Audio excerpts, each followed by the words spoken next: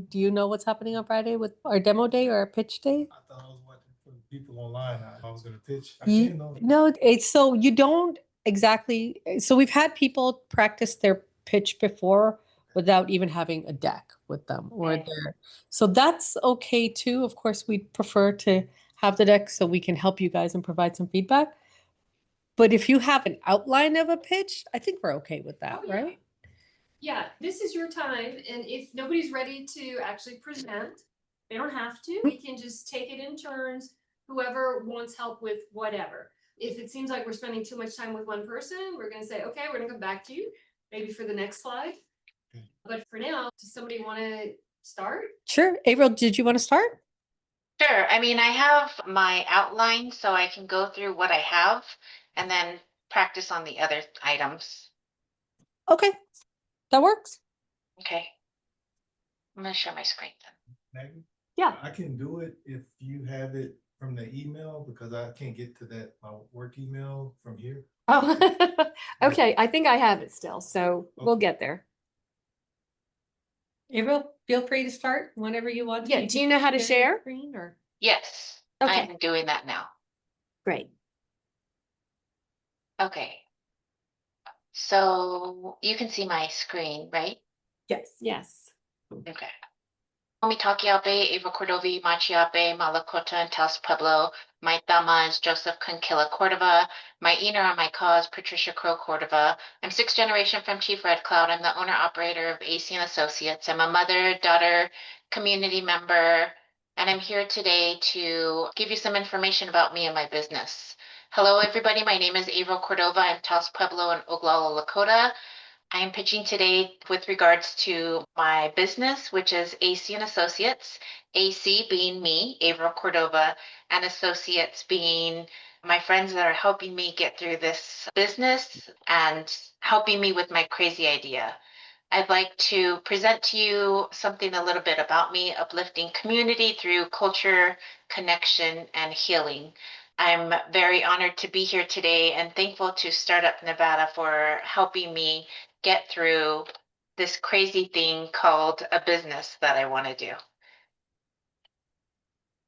So I'm going to be talking to you today about community disconnection from culture, especially among Native youth and families. There's three different things that I'd like to highlight. One, which is urban Native youth and families that lack consistent access to culturally grounded healing spaces. Two, systems and services often exclude or misunderstand Native perspective. And three, in many cities, there is no one centralized space where intertribal Native communities can come together. People from different tribal nations often feel isolated, disconnected from community, or unable to fully access cultural support and healing in an urban setting.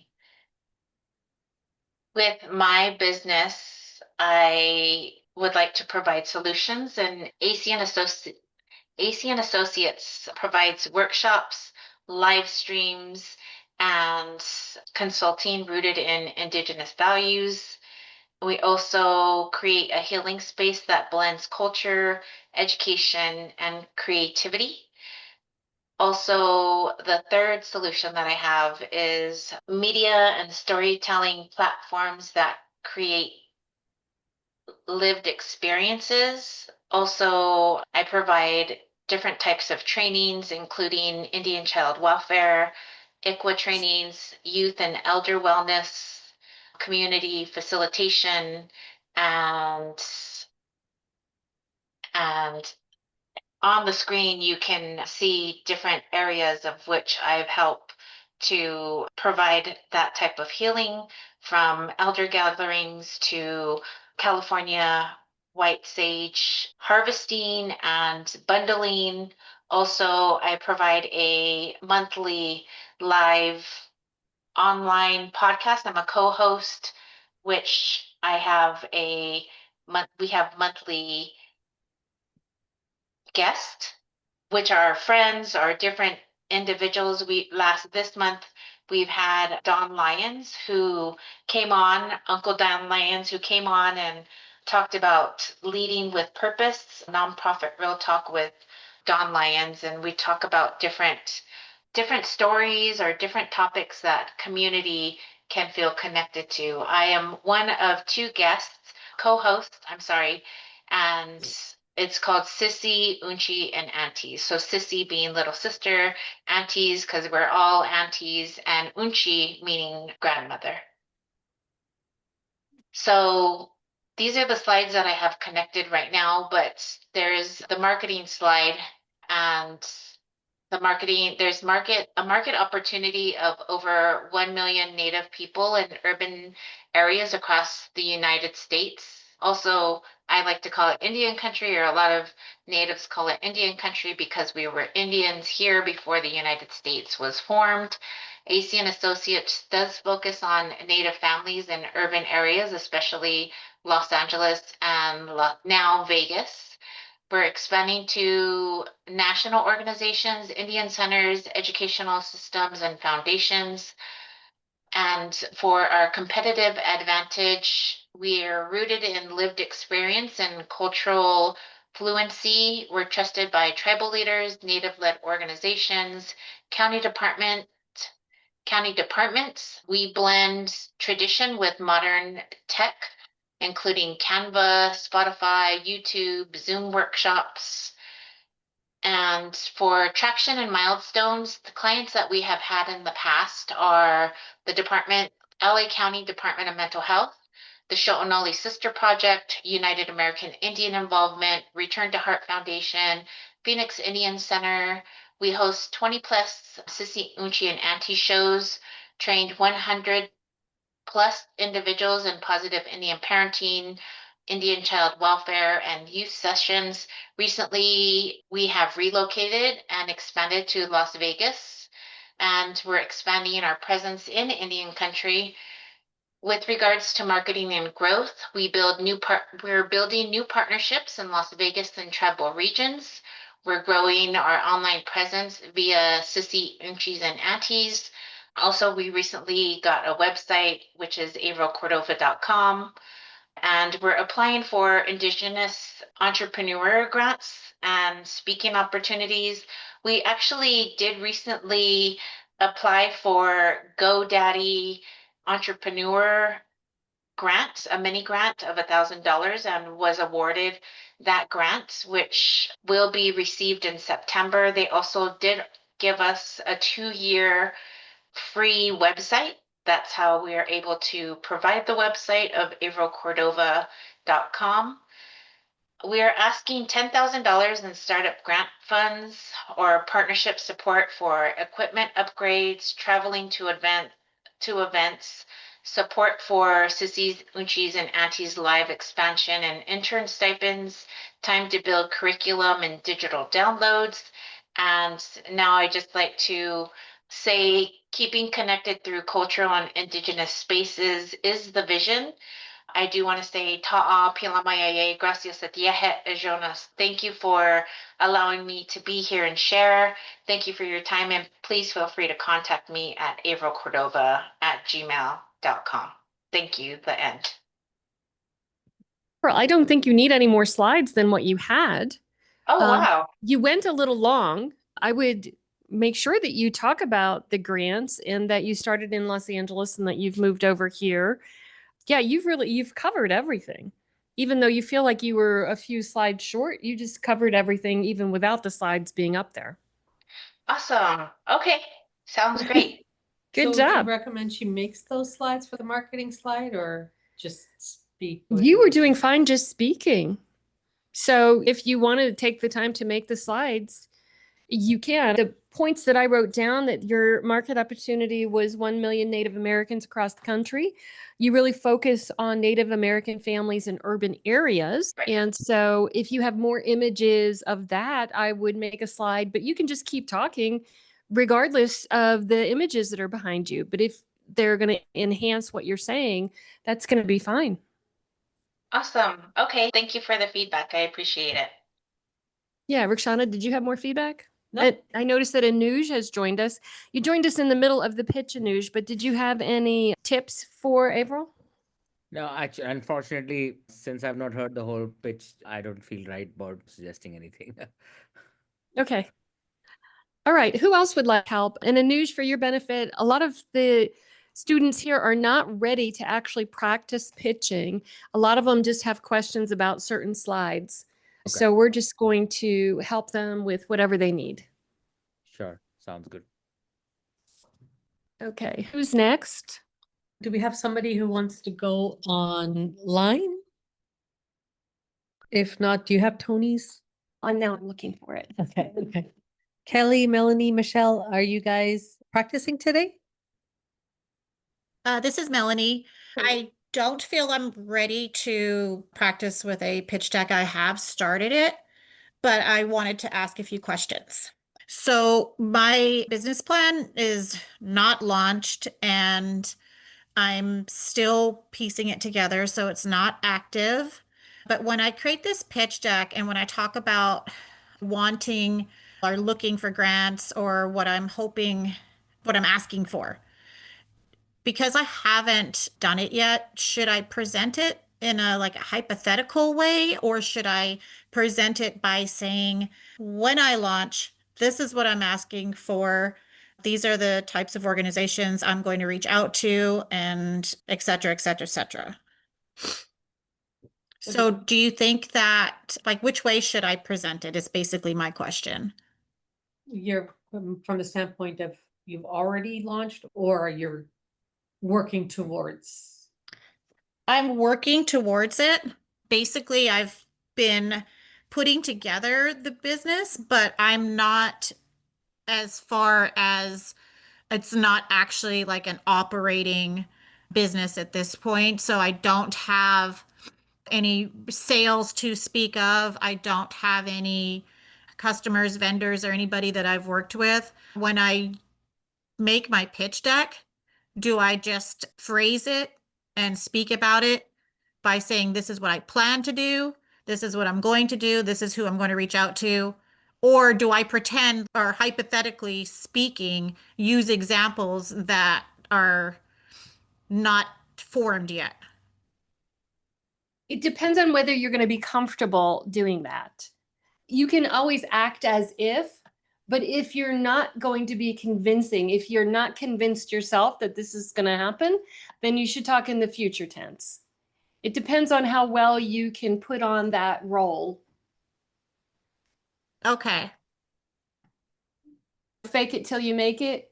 You can Yeah. you can do that, but some people are really not good at faking it. They're too honest, and so it comes across as not genuine. And so if you're one of those people, talk in the future tense. This is my passion. This is what I want to do. This is how I'm going to go about doing it. But if you can act as if you already are in business and you already have people that you're working with, then you can do it that way. And Okay. usually you disagree with me. Slightly only, mostly I agree. I think, Melanie, you have to look at it as proof of homework. Now, some people do the homework honestly, some will say that, you know what, I'm already ahead than what they actually are. But really, one thing that Maggie said is true, that you have to be convinced because this is your proof of homework. You are saying a business, you're not talking of just an idea, right? And that is the differentiation in your mind you should have, that am I talking just about an idea or am I talking about a viable business? Why do you think it's viable? Why do you think it's a business, not just an idea? When you start answering these questions to yourself, you will automatically know to what extent are you going to talk about something that you'll do and why are you saying that. You will either search, talk to people, form an opinion, right? And really what in the pitch is basically you sharing your opinion, right? Either it's backed by a lot of data or less data. Okay. I understand. Yeah, so you have to resolve that for yourself. Yes, yeah. I'm just really hesitant because I don't have I don't have any sales experience or how many customers I've had, or I just don't have that data. So I was like, what do I do? Do I? So I'll give you an example of what I did. One business where when I did it myself and we raised quite a bit of money, Forget even a customer, right? We didn't have the technology, neither the product nor the customer, nothing, right? But Uh-huh. we were very convinced after studying the market trends and what it is and what others are doing that this is not just an idea, it is viable. So trust me, a lot of times you will pitch and you could be wrong, right? I remember the first 3 or 4 pitches we were laughed at, right? By the sixth or the seventh time when we were talking, we were getting it right. And by the ninth time, I think before the 10th time, we sure had term sheets, right? So I think don't be afraid of even failing. Like just go out there, have your own conviction. You will automatically adjust based on the feedback you get. Be very open to feedback and don't worry about it. Rejection is the best thing that an entrepreneur can face because it teaches you a lot. You will ask a lot of questions and be ready, better ready for the next time. Okay, thanks for saying that. That's great. I appreciate it. Yes, you really shouldn't take it personally. You should take it as a learning experience. Okay.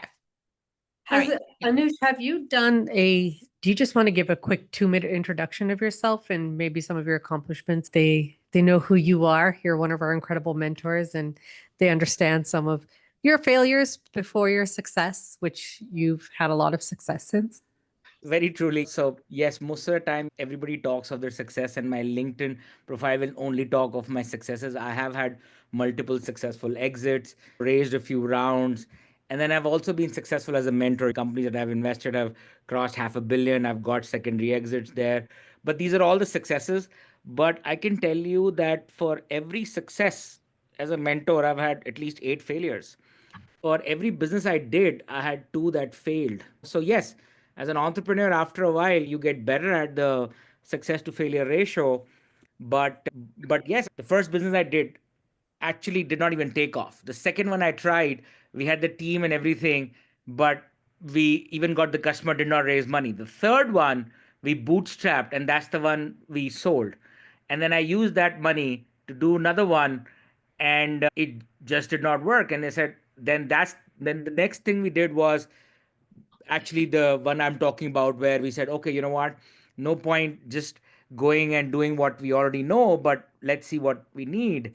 And like that's how we keep learning. And so I also realized that each entrepreneur's journey is unique. And mine was unique in the sense that I was lucky that of the 5 businesses I tried, 3 were successful. And then I just said, okay, you know what? I've tested my fate a lot and let's just become a mentor. I started investing.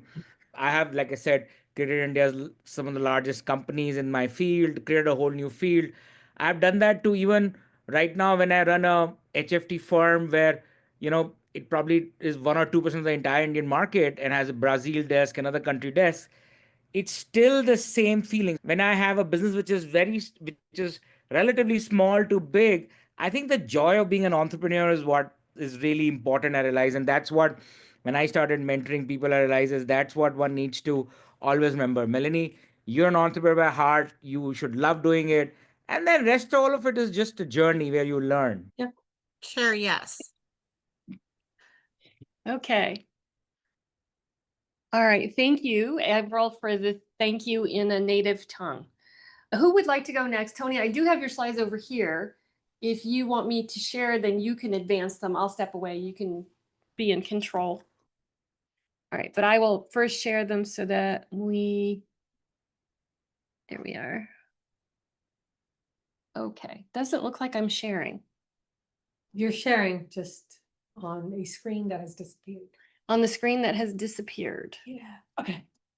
Maybe I picked the wrong thing. Let me stop sharing and make sure that I get the Adobe window. It was the right window. It was? Yeah. Okay, not convinced. All right, if I go Control L. We just got to figure out where to bring it up in here. All right, everybody else has to figure this out. Let's see, where did you disappear to? Because it says I'm sharing. You are sharing. Okay. That's not out of your way. We can see your email. Ah! Okay. Which one is it? It's the Adobe, the black. Okay. So we're going To drag for a that second. over? Yeah. Oh. Yes. We're gonna drag it over here. Let me drag this over here because you're gonna need to come back at some point. Do we have any idea why it's flashing? Yeah, we do. Okay, if you go And- Control L, isn't that supposed to make it full screen in Adobe? Okay. And then let me Alright. share screen again. Hold on. It's very annoying. Share. Screen two. Everybody see it now? Anybody see it? Yes. Okay, Yes. All right, so perfect. this is Tony with Diverse Horizons. Tony, you're just gonna have to click through, my friend, unless you just wanna tell me to advance while you talk. Will that work too? Okay. You're gonna be just fine. Here you go. Let me clip this. Actually, let me clip this here. So right now. Now, it's only 6 minutes. You got As I this. recall, you have a lot of slides, so you're either gonna have to 6 talk minutes. fast or skip. Okay, If you want me to skip some, just tell me to skip, okay? okay. I have a timer here. All right, hello. Yes, my name is Tony Marshall, and I will be attempting a pitch deck here. This is a transition, just to let you know, from a doctorate project to a pitch deck. Forgive me if I have a lot of data here. Basically, the business is it's more of a brand. It's more of a brand. You can stand anywhere. Okay. Okay. What I'm trying to do is build an actual campus within either an urban area or a regional area and make a network of them and interconnect them in an attempt to interconnect communities globally. That's the overall plan. So I have to start with one, and that I do not have yet, but I do have a conceptual. This is all conceptual. I do have some things to show here. Okay, I'll keep going. Oh, the basic concept of it is the 3 colors. The reason I have that logo is because I spent over a decade in Korea, and that kind of influenced my concept here. It's mind, body, and soul, the STEM, the athletics, and the arts, and the green is the more of the environmental and social aspect of it. Oh, I would. Okay, so it started with finding out problems. So I got 6 major problems here that I tried to address. The culture of establishing generational wealth. Just look at it as a universal problem for everybody, not necessarily one group, social group. Bridges of empathy, compassion, collaborations, different cultures, meeting misunderstandings and things like that. Recruiter-friendly methods. Recruiters are always looking for the next best talent all over the world, trying to make that available. Culture implementing environmental and sustainability, because that can become expensive, so I'm trying to make it reasonable. And people are trying to have identity with curriculums, but it's becoming a little tacky, so I'm trying to fix that. And then reparations, actually, that's a major issue within the Black community, and it hasn't really been addressed. People keep talking about it, so I think I may have a little gimmick to it, although it's not my brand. Okay. And then to solve the problem, have some general ideas of solving it. Next slide. Yes, ma'am. Yeah.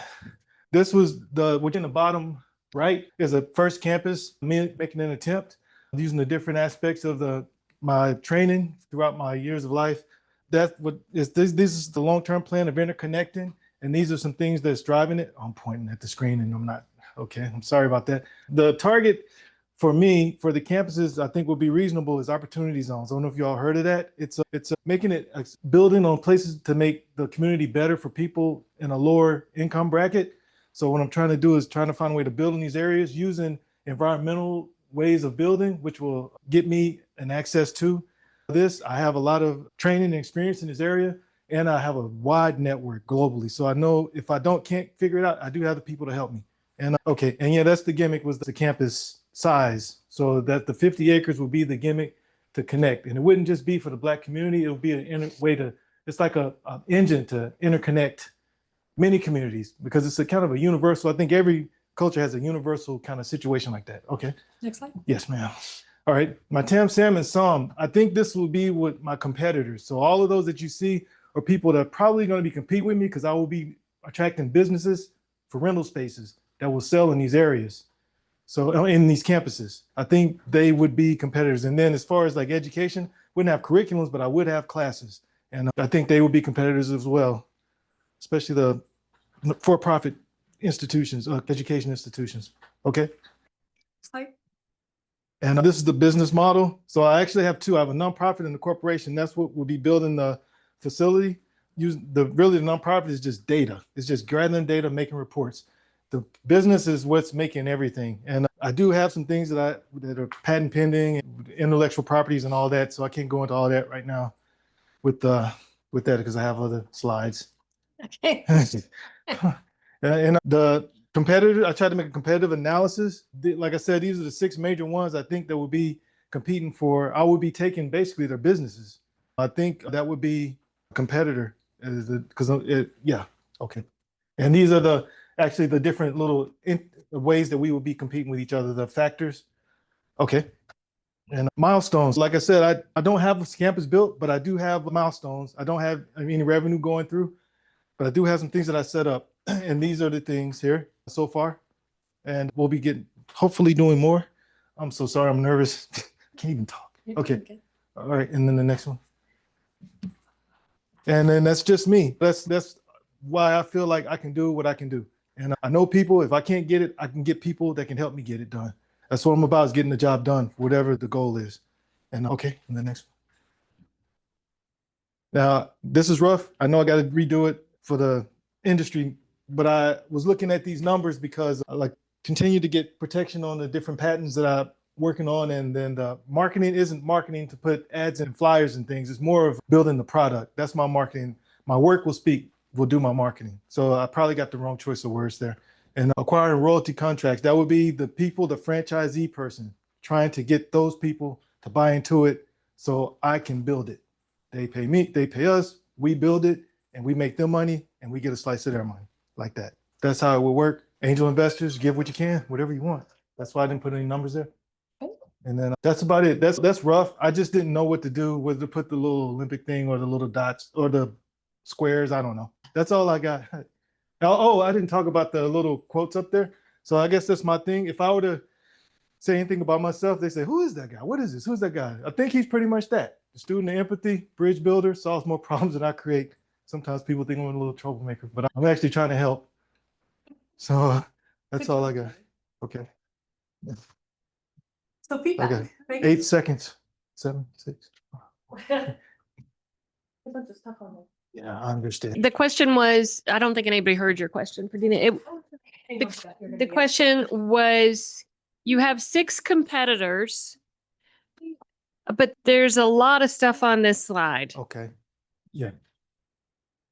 Maybe it needs to be, Okay. the diverse horizons and then flea markets and then farmers shopping, recreation. Wait, no. That's more than 6, right? That's right. It is more than 6. 4, 5, 6. Yeah, this is all diverse horizons, and then these are the competitor groups. So I don't have a certain brand like say Premier Outlets or Metals Mall. It's more like shopping mall centers. They would fit in there. Rec centers like the YMCA, Boys and Girls Club. Maybe you can separate your diverse horizons separate. It was hard to understand that the first 4 columns are for you. Okay, I understand. Not do competitors or something weird. No, that makes sense. That does make sense. I could color code, highlight it. Even, Highlight these 3. yeah. This is a very difficult slide for a live presentation. I'm about 12 feet away from it, and I can get very little information out of it. So there's much too much going on here. And if you've taken 4 columns for yourself, you've got strengths and weaknesses. So you did a SWOT analysis and included it in your competition slide. That's very difficult. If you want to do a SWOT analysis, which usually only comes out of university students, it's not common practice in actual business pitches. You can do it on a separate slide. Okay. So that for the competition, you are only comparing yourself to people who are doing exactly what you're doing. Okay. And as far as I can tell, Tony, what you're trying to do is build a community, but within that community, you're going to have these other ideas of farmers markets. They're not really your competitors. That's just something that's going to happen. You are building something. So your competitors are other builders, other Okay. people who are trying to build communities. Okay, but then it got it. wasn't like you've got 6 different problems that you're trying to solve. It's a lot.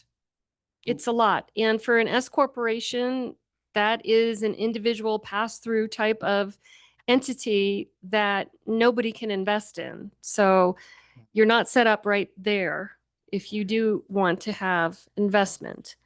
Then the whole nonprofit versus for-profit, we would need to understand a lot more about how that works. You said the nonprofit was data only, but the nonprofit has to have a stated mission. If it's education, that's one thing. That's what Startup NV is. We teach entrepreneurship, and that's our mission. We can sell things as long as the money goes into the business. We can't be doing things other than what our mission calls for. So that's a very fine line between a nonprofit and a corporation. Anuj, is there something that you would like to offer for this idea?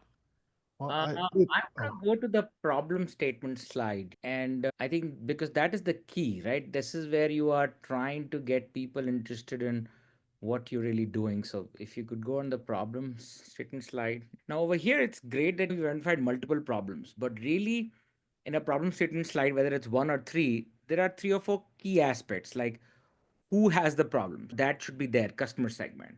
What the problem is, the actual pain point, and why it matters with data, impact. Like, so you should always have some data as to like, this is possibly like how big the problem is. And then a simple current versus desired state, and which probably could be part of the solution slide too. But these 3 questions should be very clear. So when I am looking at anything, for me, this slide is very important. And so it's great that you have multiple problems, but that doesn't help because really I want to know that, okay, even if you can explain one problem statement very well with these answering these 3 questions all there with the data, I know that you can address other problems too. Now, whether you want to take 1 or 2, now maybe your solution is you are saying, you know what, I can take 3 or 4 problems, and that is why my solution encompasses all. Then maybe you need to start with who are you trying to solve the problem for? Like I said, so then that is why the who becomes very important. May I ask, if looking at this, what would you say is like the bigger, can you pull anything from that general major problems, just from all 6 of those?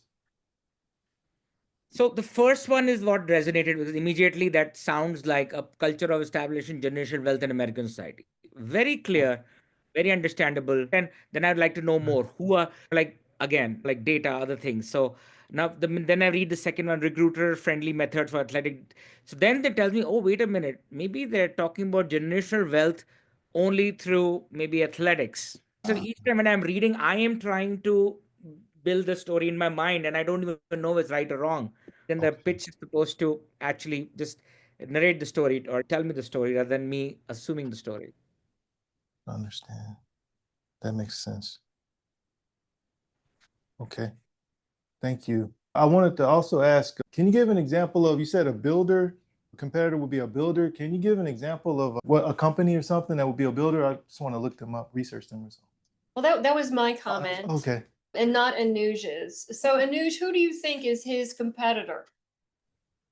So you know what? I think he has to look more. If I would do a lot of SWOT in which or the competitive analysis of the recreational centers. That's a good one. That's a non-profit one. And maybe because I'm guessing if you're trying to build well and it's athletics oriented and we're talking of incorporating it across different construct. So I think if you go back to the competitor slide, you have to pick a few. Either you're attacking the non-profits, which means the whole thesis changes, or you're saying there are commercial clubs too, right? And so that is where if the problem is clear, then you can say, you know what, I'm not going to, Maggie's right. This is too broad. There are people who will be impacted by you, but who are trying to address or specifically going after your ideal customer. And that is important. I would say Who- recreation centers and complexes come first to my mind. And of course, the Makes others we sense. can evaluate. I guess I have a Okay. question for you. So is it something like this site that we're at now where they provide health services, there's a recreation center? Is that what you're trying to do? Oh, I see. The building that we're sitting in now in or she knows better, but there's a gym, they have Yeah. health services, they have other human services here. Is that what you're trying to build or? Actually, I'm trying, it's more of a, if you can imagine, I guess the way to, just watered down way to say it is like, imagine a YMCA at the mall with a golf course around it. And what else is in there? A farmer's market space and some spaces for some trade classes and for fine arts. So like a campus kind of thing, but like in a condensed. And the thing that would sell it is the way that would design it, the environment, a lot of green with surrounded by the golf course. I'd have to, the product, the way that it would market itself is me to really develop it probably in a 3D thing or something where, or a hand model where I can be like, this is what I'm trying to build. It won't be the same, but these are the different things that it can, how it will make money. And this is the way that it can get past other ideas that would try to build in that same site. And that's why I thought opportunity zones would be a good target to do it. Sometimes I'm long-winded. Forgive me if I. No, that's a lot. It is, it's almost like you want to build cities. Yeah. Yeah, and that is why like it's very important that always keep your ideal customer in your mind, because for example, let's say your ideal customer is interested in sports and recreational and other things, maybe he doesn't want to buy his fresh produce from there. Like you might love it because you want to create an entire like a mini city, but maybe that's not what it is really solving the problem. The more you start understanding your ideal customer, you will automatically have a watered down actionable solution. And then over time, people do all sorts of things, build it out. But that is why, again, always comes from who and what statements. If they're clear, then you start. You cannot club the entire universe, or you say that even one community, all African Americans or all people of color, that's also too big, right? That's not what I would call an ideal customer profile, right? Because Yeah, no. there are clear groups within it, right? And so that should help if you start always thinking about your ideal customer. It's a clear segment. I can I think thought- of something similar, and it's a retirement community that's called Trilogy here. Hmm. But it's an active living community, and they have a center in the middle of that community, and it's houses and stuff that are all there that do all of these things where they have the farmer's market, they have like fine arts classes, they have wellness classes like yoga, but that's a lot of money to even build that. And there's a Again, pickleball. I think it's a great example because it is still a very clear customer segment. The ideal customer is very clear in a retirement community, right? And so that is important. Like if you understand your customer clear, you're not talking of building them everywhere, like in the malls also, and in wherever you get the space. You clearly know that what you want to do. Yeah. One thing I thought that would help to sell the idea was the network of building in the different places of the developers I know. And maybe it wouldn't be a 50-acre campus, maybe it would be a building, but the connection through the curriculums of the joint trade classes and joint arts classes, that would sell the product more, or the area, the development more, where people would want to go there for that, and then they would shop, and then they would use the facilities for the recreation and other things. So it's kind of. Okay, we have to move on now to others. Can you stop sharing and get us back to Thank you for that. some But how to like, how to share it? yeah. As soon as Rachana fixes that, she'll come help you.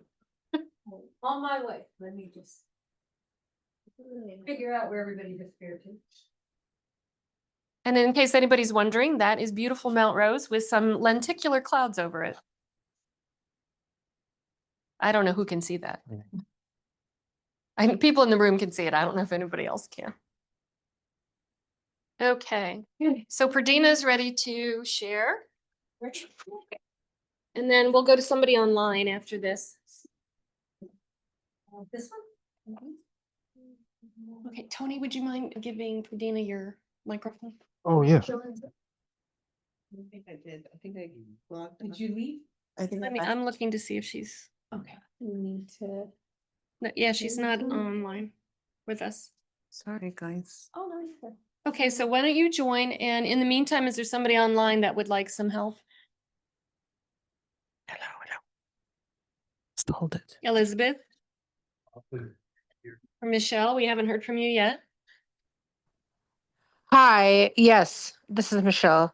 And Hi. hi, I just wrote in the chat really quick. I work a lot. I work in behavioral health, mental health, substance use disorder, and it's just a lot. I started the call on my way back home from work because there was issues in the psych unit that I was in that needed more of my attention. But besides that, my business plans have changed in some sorts of generations because I went out and went to a, I don't know, I guess it's like an event at a casino. I was wearing heels. I decided that was too much for me. I had to actually go to a store and pick up some of those flats for the rest of the night because my feet were killing me. My idea is like getting one of those vending machines and putting it into those event spaces for women that are wearing flats. And there's different types of heels or different types of flats, I'm sorry, excuse me. There's different types of flats and different colors of flats that you can buy in bulk. But then the issue is trying to use the space that are in these venues without them having to charge you a whole bunch and want commission from the space. So that's going through my mind right now. I also have another idea about our charcuterie slash frozen banana stand at a farmer's market because my daughter is 20 years old, currently unemployed, and I just need for her to, I need to light a fire under her ass and have her do something. So she already has a food card, and I'm just like I'm trying to develop an idea that would keep her busy and keep her motivated and ensure that she feels like she's being productive and motivated and working towards a goal. So you're going to give her the idea for the charcuterie and frozen banana stand? I would be doing it for her and then have her, I would be hiring her as the employee that runs the stand while I have my regular, Work, yeah. yes, my regular mental health, yes, work. Before you do either one of those things, I would do some customer discovery. Uh-huh. And especially if you're like the flats are available in bulk, so you've done some research there. Mhm. Talk to the casinos to find out how much they would charge, if they would be willing to put your vending machines in the restrooms or near the restrooms, and you were worried about them wanting a big commission or charging like rent. Talk to them to find out what their requirements are. That's the thing. I have not. I've been actually inundated with work, and I'm also getting my license, and I have my state exam next week, and then I have this class, and You sound yes, really and then I busy. have a yes, I am very busy, so I don't have time to go after work to see these clubs or anything. Well, But I can tell you that in Venetian already what you're saying, those vending machines are there. I think there are a couple of other casinos that I've seen, so I think it's already there. I know it's Venetian for sure, where you can just put your size, put the money in, and you get flats out. Pretty popular, but I don't know. So you already have a competition. Maybe if you can just run down to one of those casinos, take a look, get the company name, maybe research, because I honestly never bothered to buy any flats from there because they're all women's. okay, you've done that. Okay, so that's the thing that I would like to find out is I'd like to make sure that I'm not, because I don't want to, because it's already established. I don't want to go back and have that, because if it is a company that's already established there, or if they have a contract with them, or if it's the casino themselves that has that opportunity for them to purchase those flats or whatever at these clubs. That's not what I want to do. But if I could find maybe even a niche that these other smaller clubs in Las Vegas, knowing that I'm a local, to be able to put a vending machine there and check on it, or put it like a few vending machines in more local clubs. I live near Summerlin, so clubs off of the strip. I wonder if that would be beneficial. So I have a suggestion for you, Michelle, and it's actually one for your daughter too. So Okay. most of the vending machines that you're talking about are Uh-huh. located in the casinos, but not in the clubs. Most of the clubs that you go to, once you leave, most of the time they won't let you back in without basically paying the cover again, which is no Yeah. re-entry. So my suggestion to you is appeal to the safety issue. So when I first came to Vegas, I worked at clubs. And the one biggest Okay. thing is girls used to get their feet cut all the time that are in the clubs. There was lawsuits happening all the time. There's bouncers throwing people out for continually taking off their shoes. Is have your daughter reach out to them, say, hey, I know you have this issue. I have a solution. I know you manage these clubs. Is there a way I can get the vending machine in the clubs that helps you? It makes me money. Everybody's happy.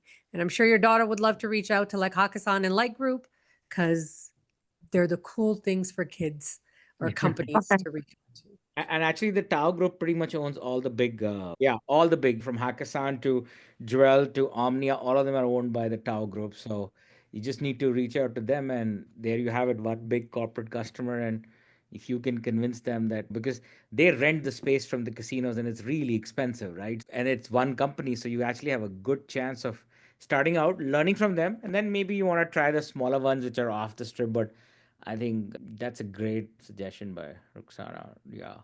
Thanks. Yeah. Okay, so That is moving. fantastic. I love that. Thank you. And it's called the Tau Group. Okay, I'm actually finally taking some time off of work. Starting next week, I'm taking a week off. So I'm going to be more available to do the other things that I'm working on. So I will actually be able to go out and go to these clubs and get a hold of the Tau group and make more meetings happen. So I appreciate that. Good luck, Michelle. Okay, Pradina, are you ready? Okay, here you go. Yeah. Share. Oh, and Michelle, if you look in the chat, you can see how it's spelled. Okay, perfect. I see that. And actually, I think on Friday, I'm going to actually be there in your space there. Oh, nice. Just wanted to know where that's at because my last stop usually is at North Vista Hospital, and I know that's just right down the street. I go to the psych unit there, and I just wanted to make sure that I go to the right place. Oh, excuse me. Okay, we will post a map in Disco so you can have a look there. Okay. And I am familiar with the tribal buildings. I actually was HIM there when I first moved here. Okay, Pradina, go ahead. Hold on one second. Let me just. Do you want me to put you on a timer or not?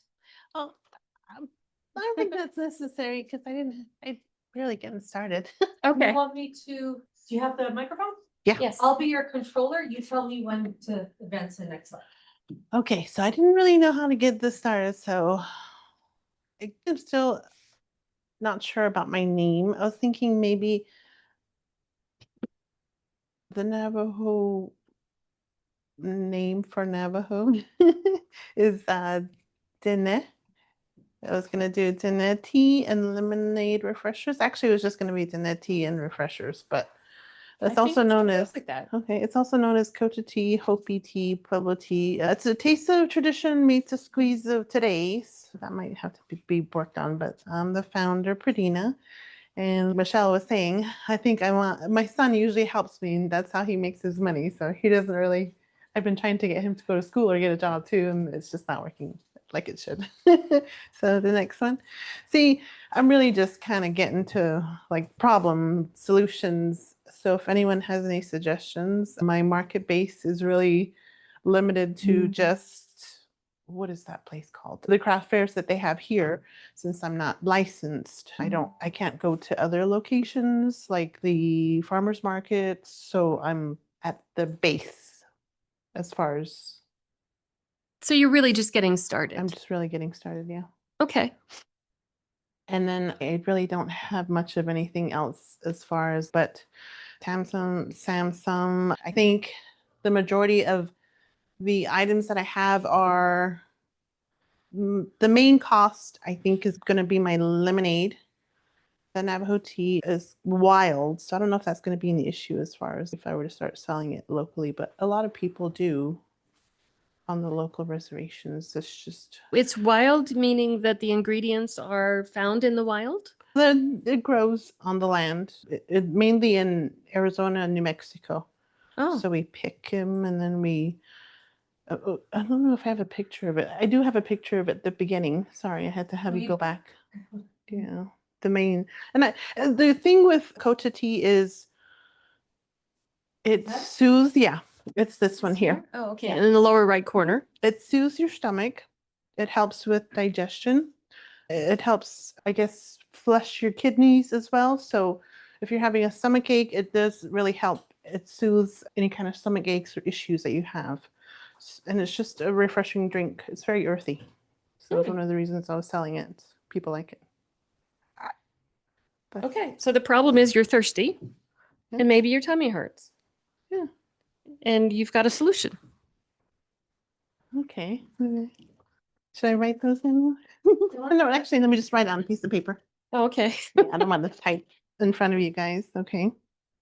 So for Tam Sam Sam, Tam would be the whole world of beverages. And so that's not Yeah. something that's really attainable. Your addressable market, I would probably go straight to the Southern Nevada Okay. size. And then for your obtainable market, since right now you're not licensed and you're not able to sell to stores, or even in some markets, you're not allowed to be there, you're going to have a very small obtainable market, but you have to figure like what is the average visitation of the powwows and the craft fairs that you are able to attend, Okay. and figure out Kind what of- your Yeah. And then projection would be. This is, I guess it's, what is the right way to say it? If it's not really readily out there, like lemonade is. It's very novel. Yeah. It's not like a limited edition or anything, but yeah, it's just, It's a Yeah. unique thing that you can't find everywhere. that was my, I guess, It's your unique factor, Yeah. yeah. that's what I Can had. And you then sell it to farmers market, in the farmers market that pop up everywhere, all over? I do. I had a little tiny printout. I don't know what I did with it, but it had a picture of the actual Kota flower and then just a kind of like an outline of what it was about and how it helps. And that's when they started getting interested in, oh, okay, let me try this. Let's see how it tastes and see if it helps. And then that's how I got my customer base. Yeah. Yeah. That's good. It's good. I think for a lot of the people that are in the class, if you have stories around Native American stories around your products or your services, you should be telling those stories because it makes it unique and it makes it something that is attractive to other people. So Justin, who's not here tonight, he's planning to carry lots of different cultural items that almost all have a story behind them. And so he should not shortcut figuring out what the stories are for each one of those products. So I'm working with your friend Dawn, and Dawn makes ribbon skirts and she makes jewelry. And there's a lot of symbolism in the jewelry, but you have to tell the story so that if you're selling to your tribesmen, they know the stories, right? They understand why there's 7 ribbons. They understand what the colors mean. If you're selling to the secular world, we don't know that. We'd love to hear those stories. Okay. And it makes the items more attractive. Okay, so do you have other questions about your deck? Anuj, any advice for? I think Jenna? the problem in the problem statement is not just lemonade. You're saying the problem is people are not getting the experience that they want because the Yes. story is fulfill the experience, right? So you're just drinking a plain lemonade versus when we have this, you're also experiencing drinking lemonade because there's a story behind. So maybe put that in the problem itself and it'll be great because yeah, that's what really people want. The reason why we are happy to listen to a story or and then try something is because our experience of drinking changes.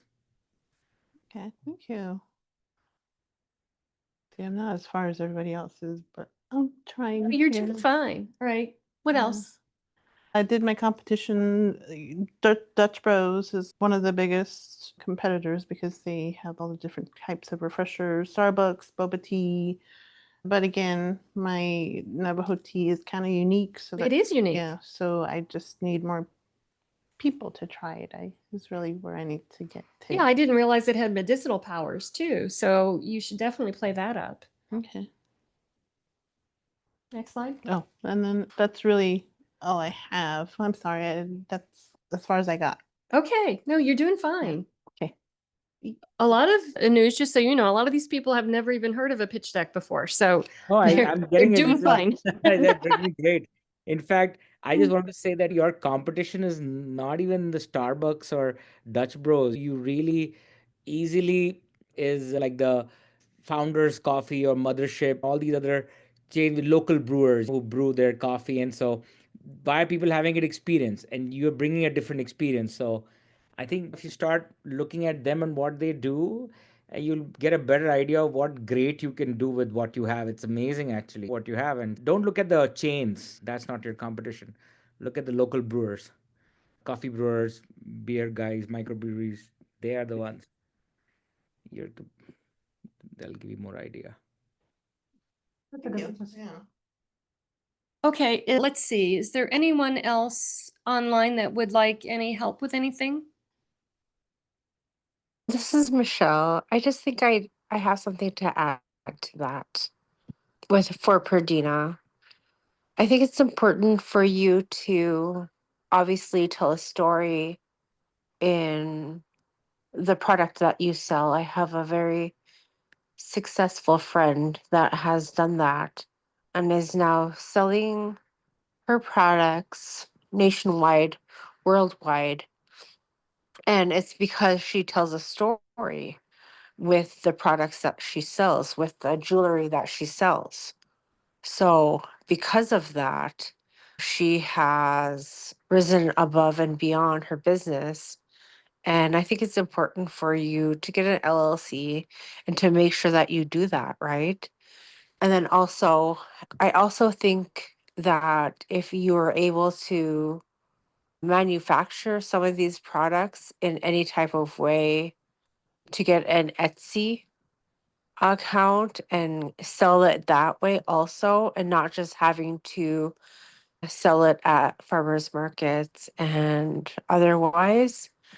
So you'd be able to sell online with your product name and with the products that you are selling, and to make sure that you have those products, you'd have the story behind all of it because you want to keep it consistent. Consistency is key for whatever that you're selling. So I think that would be very important to write it down, make it a part of the products that you're selling, your logo, something like that, to make it a like what you're looking for. If somebody Googles you, they'd be able to see you there. And there's certain ways that you can do that.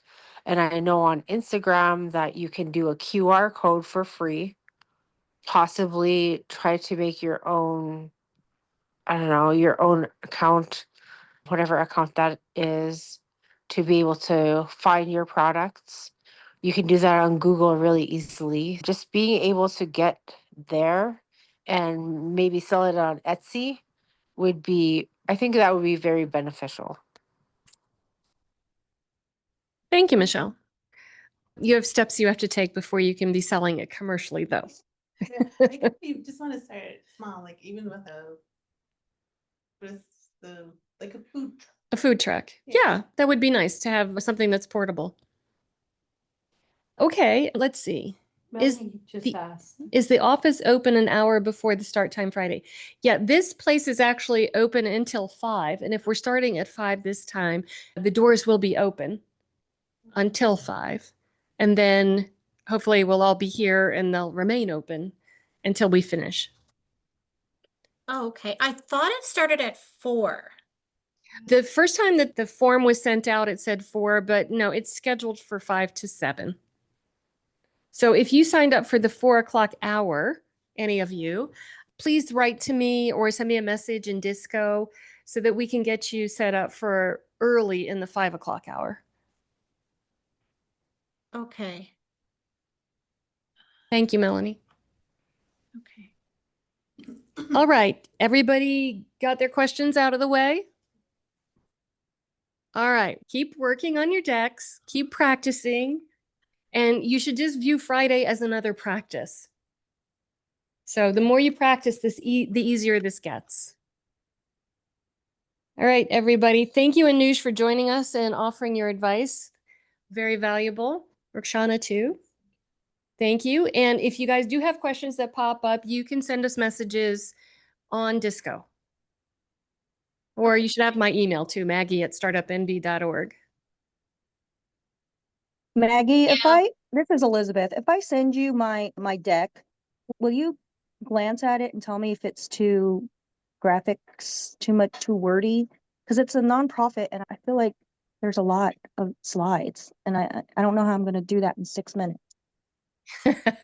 Yes, I will tell you how you can cut it down. Okay, I'm going to send it to you then. Wonderful. Okay, thank you. Okay, thanks, everybody. You. We'll see you on Friday. Okay. Bye. So long.